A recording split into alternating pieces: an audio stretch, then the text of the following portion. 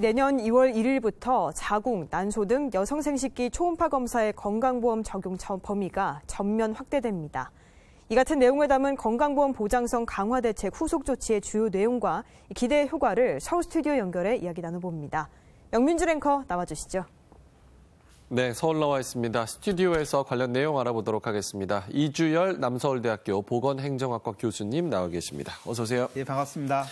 자, 지난 월요일에 이제 정부가 건강보험 보장성 강화 대책 후속 조치를 발표를 했습니다. 이 추진 배경과 취지에 대해서 좀 설명 좀 해주세요. 네, 지난 23일 건강보험보장심의위원회에서 최종 의결된 사항인데요. 건강보험 보장성 강화라고 하는 것은 건강보험에서 지불하는 의료비를 증가시키고 개인이 지불하는 의료비를 감소시키겠다라고 하는 그런 취지의 목적으로 진행되고 있는 정책들입니다. 예. 자, 그럼 본격적으로 이제 후속 조치 주요 내용 좀 살펴보도록 하겠습니다. 자, 우선 내년 2월부터 이게 시작이 돼요. 이제 자궁과 난소 등 여성 생식기에 이제 초음파 검사 건강보험이 적용이 된다고요. 예, 맞습니다.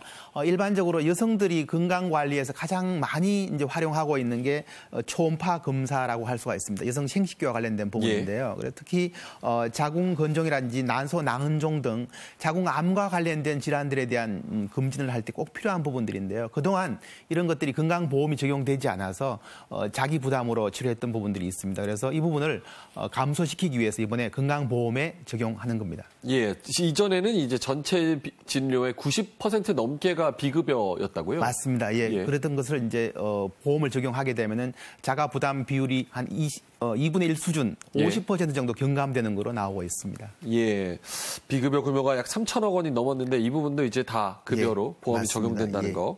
자, 그럼 예를 하나 좀 들어볼게요. 예를 들어서 뭐 월경 과다로 이제 여성 병원에 방문한 환자가 있다고 치면은 자궁 내막 용종이 의심돼서 이제 외래로 이제 초음파 검사를 받겠다고 하면은 이제 검사비가 어느 정도 경감이 되는 건지 좀 궁금합니다. 네, 제가 조금 전에 말씀드렸던 것처럼 이제 우리 시청자들께서는 대략적으로 한 50% 정도 그동안 지불하던 비용의 한 50% 정도가 절감된다라고 이해하시면 되는데요. 이걸 조금 이제 구체적으로 지금 말씀하신 것처럼 자궁 내막 용종의 경우를 예를 들자면은 처음 보험 적용 이전에는 6만 2천 원 정도 지불되던 것이 보험 적용이 되면 앞서 말씀드렸던 것처럼 이제 반액 정도 3만 1천 원 정도로 이제 감액이 되겠죠. 그리고 이 최초 진단에서 3만 1천 원 정도 적용되던 것들이 이제 또 감소가 되고 해서 말씀드렸던 것처럼 한 기존에 지불하던 비용의 한 50%가 절감된다라고 이해하고 계셔서 이렇게 병원에서 지불하게 될 겁니다. 요거는 아까 말씀하셨다시피 병원마다 사실 진료비, 뭐 검사비 이거 다 다르잖아요. 맞습니다. 그렇기 때문에 요거는 지금 평균적인 가격인 거고 맞습니다. 병원마다 조금은 편차가 있을 수도 있다는 점. 하지만 경감되는 거는 뭐 다 동일하게 적용된다는 점, 그 부분은 좀 참고를 하셔야 될 것 같습니다.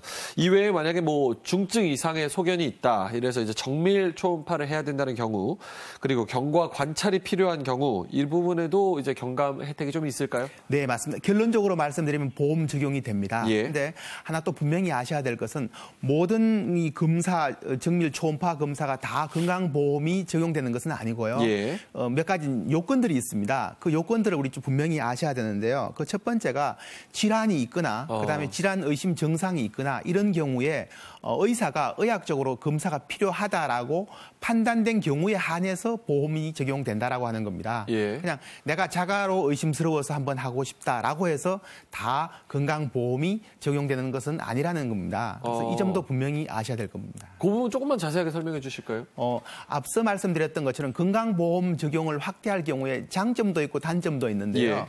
건강보험을 적용을 확대할 경우에 일반 환자들이 그러니까 불필요한 의료 이용을 많이 할 수 있지 않겠습니까? 이 부분들을 제한시키기 위해서 나름대로 의학적 소견이 필요한 경우, 그러니까 질병 치료를 위해서 필요하다라고 판단된 경우에는 건강보험 적용을 해주고 있지만 그러지 않은 경우에는 적용이 안 된다라는 부분입니다. 그 부분은 의료인의 소견을 받아야 되는 거죠? 그렇습니다. 자, 그리고 자궁 근종이나 뭐 난소, 난종, 이게 여성에게서 흔히 발생하는 질환인가요? 가장 일반적인 질환이고요. 그리고 여성들이 가장 많이 검사하고 있는 항목이라고 보시면 될 것 같습니다. 대략 1년에 600에서 700만 명 정도가 이 검사를 받고 있다라고 하니까요. 아마 이번 건강보험 보장성 확대로 인해서 많은 여성들이 그 혜택을 보게 될 겁니다. 건강보험 이제 적용 범위가 확대된다는 점, 또 알아봤습니다. 자, 여성 생식기 이제 초음파 검사의 이제 적정성을 모니터링하기 위해서 개정안에 대해서 보건복지부가 의견 수렴 거치기로 했습니다. 요거 관련 내용 안내 좀 부탁드릴게요. 예, 이걸 바로 적용할 수는 없고요. 어느 정도 일정 기간 행정 예고 기간들이 있기 때문에 실제적으로 적용하는 거는 2월 1일, 2020년 내년 2월 1일부터 적용이 되고요. 예. 이를 위해서 여러 가지 의견 수렴 기간이 있습니다. 그러니까 2020년 1월 12일까지 여러 가지 의견들을 수렴하게 되고 여기에 대해서 의견 있으신 분들은 지금 보건복지부 예비급여과로 의견을 제출해 주시면 됩니다. 요거는 이제 6에서 12월간 동안 이제 적정성 모니터링을 하게 되는 건가요? 네, 그렇습니다. 예. 만약에 문제점이 드러나는 경우 이제 보건복지부가 어떤 대책을 취하게 되나요? 여기에 따라 이제 어느 항목들을 좀 더 추가할 수 있을 것이고요. 좀 구체적인 세부적인 항목을 결정하기도 하고요. 이게 따라서 이제 수가라고 하는 부분이 있는데 이런 부분들을 결정할 때에 참고하게 될 겁니다. 요거는 어디서 할 수 있는 거죠? 보건복지부 예비급여과에서 이 업무를 담당하고 있기 때문에 그다음에 여기에 의견을 제출해 주셔도 되고요. 아니면 홈페이지 보건복지부 누리집에서 의견을 제출할 수 있습니다. 네. 보건복지부 홈페이지는 www.moHW.go.kr 네, 여기 들어오셔서 이제 전자공청회 쪽으로 가시면 됩니다. 자, 지금까지 이제 환자가 전액 부담하던 소모품 비용 이것도 3분의 1 이하로 지금 줄어든다고 그런 얘기도 나왔어요. 주사 필터가 여기에 해당되는데 이게 주사 필터가 뭐예요? 딱 봐서 모를 것 같아요. 사실 일반 시청자들께서 그렇게 익숙하지 않은 개념인데요. 우리 일반적으로 가장 많이 쓰는 주사약은 유리막대형의 형태의 앰플로 되어 있습니다. 그러니까 여러분들 병원에 가보시면 주사 맞을 때 유리막대 거기에서 주사약을 빼서 이렇게 주게 되어 있는데요. 네, 이게 앰플입니다. 근데 이 유리 앰플을 우리가 자르는 과정에서 그 유리 여러 가지 이제 유리 가루가 이렇게 주사약으로 이게 스며드는 경우가 생기게 되어 있습니다. 그러다 보니까 필터가 있는 주사기를 사용해야만 이 유리 가루를 제거할 수가 있는 부분이 있습니다. 그런데 그동안 이게 자기 부담이었기 때문에요.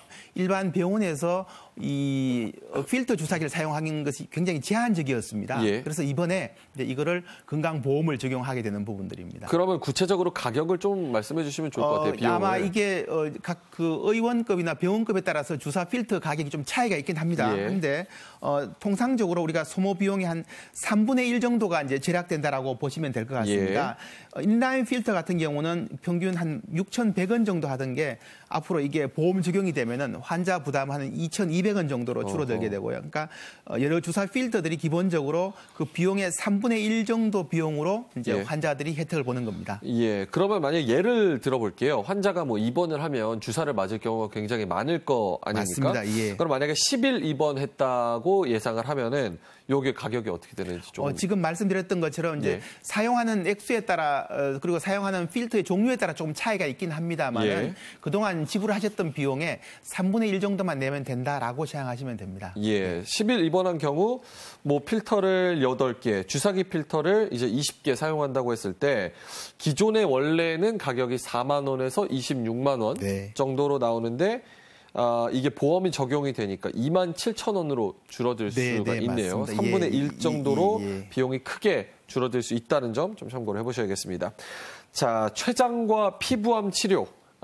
이렇게 중증 질환 분야의 의료 행위 그리고 치료 재료 104개에 대해서도 보험이 적용이 됩니다.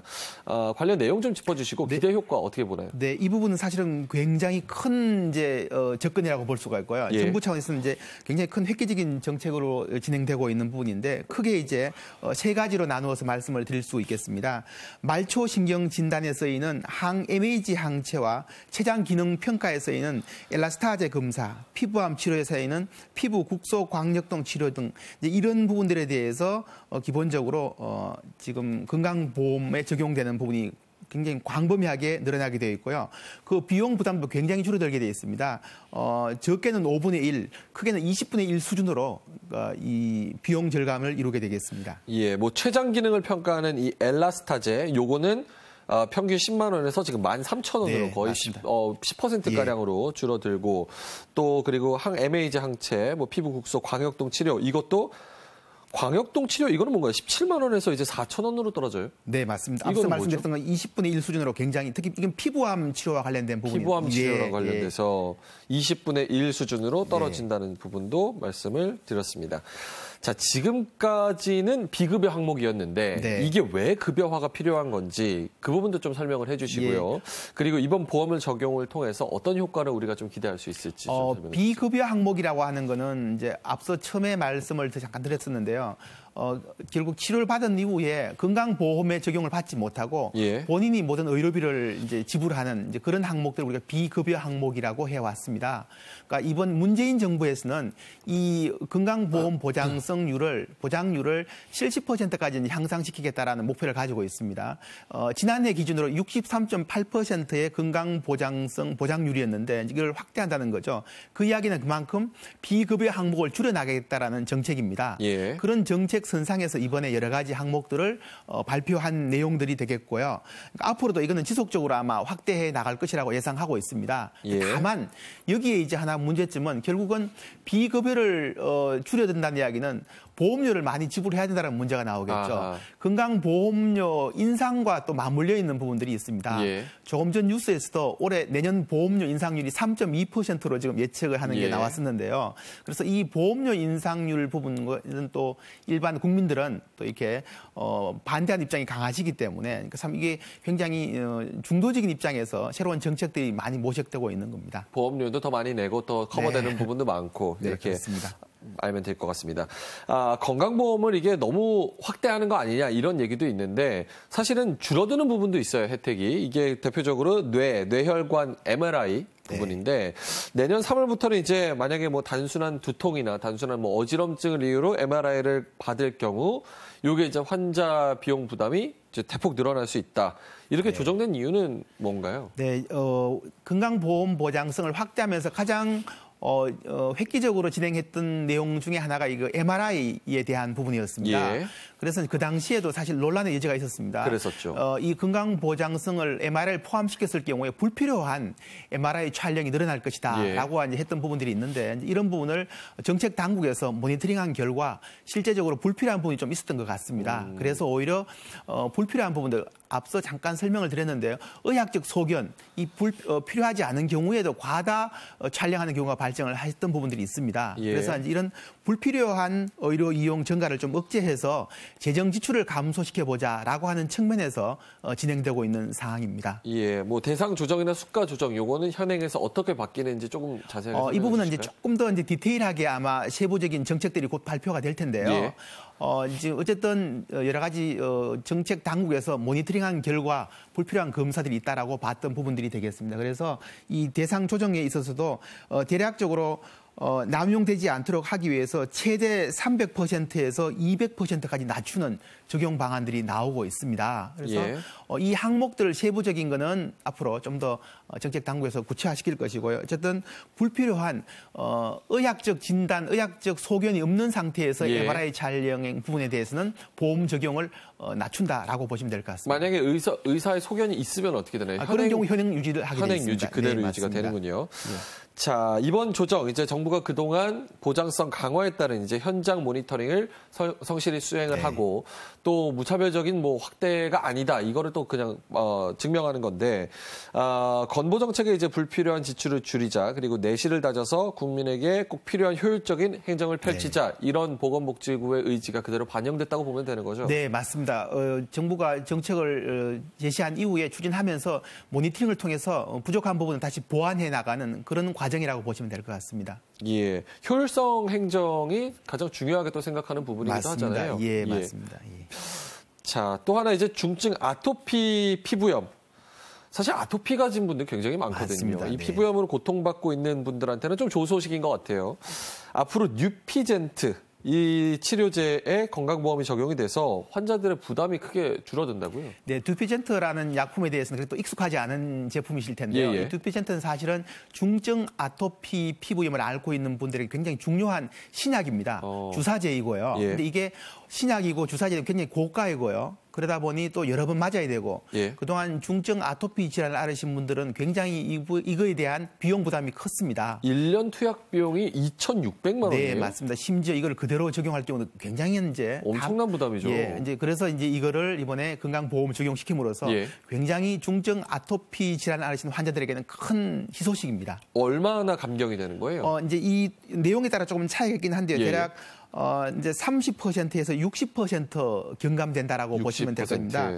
보통 일반적으로 본인이 부담한 71만 원 정도에서 한 21만 원 정도, 상급 종합병원 같은 경우에도 42만 원 정도로 이제 낮춰지는 부분입니다. 예, 그러면 2,600만 원에서 뭐 낮춰지면 한 580만 원 네, 정도. 그 정도 500만 원 전후로 이제 굉장히 크게 낮춰지는군요. 네, 그 부분도 좀 희소식일 것 같습니다.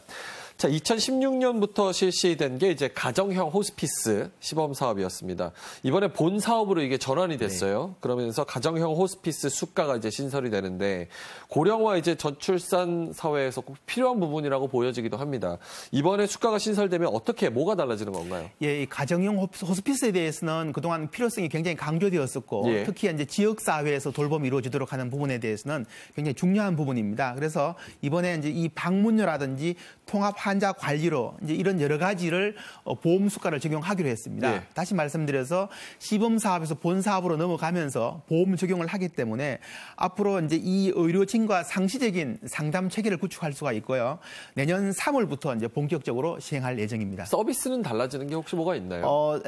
그동안 해오던 서비스에 대한 보험 적용이 됨으로 좀 더 질적으로 강화되겠죠. 예. 그리고 좀 더 체계적인 시스템 구축이 가능하리라고 보고 있습니다. 그러면 이게 수가가 신설이 되면서 이제 상시적인 상담도 좀 기대할 수가 있는 부분인가요? 맞습니다. 네. 예. 네. 알겠습니다. 자, 건강보험 보장성 강화 대책. 이제 내년도 시행계획 세부 과제 이행을 위해서 총 필요한 금액이 6조 9천억 원. 이게 투입일 예정입니다.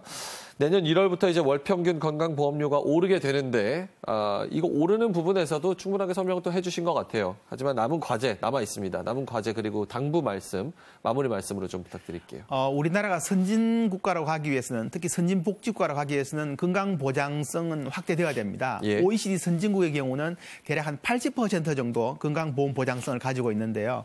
우리나라는 작년 기준 63.8% 그리고 문재인 정부가 정책적으로 70%까지 이제 끌어올리겠다라고 하셨습니다. 그런데 예. 어쨌든 이 과정에 지금 있는 과도기로서 지금 여러 가지 건강보험 정책들이 나오고 있는 것입니다. 그래서 예. 앞으로 이제 이 부분을 좀 더 정부 당국에서는 체계적으로 설계를 통해서 보장성 항목들을 확대해 나가야 되는데 이 부분은 보험료 인상과도 또 맞물려 있기 때문에 굉장히 신중하게 이제 국민들 그리고 이 건강보험공단 그리고 정부 당국 이 3자가 지혜롭게 문제를 풀어나가야 될 것으로 생각합니다. 예. 내는 만큼 또 혜택을 많이 받으면 뭐 불만이 어디 있겠습니까? 네. 그 부분도 계속 모니터링을 하고 개선하고 그럴 것으로 기대가 되겠습니다. 네. 자, 지금까지 이주열 남서울대학교 보건행정학과 교수님과 이야기 나눠봤습니다. 오늘 말씀 고맙습니다. 고맙습니다.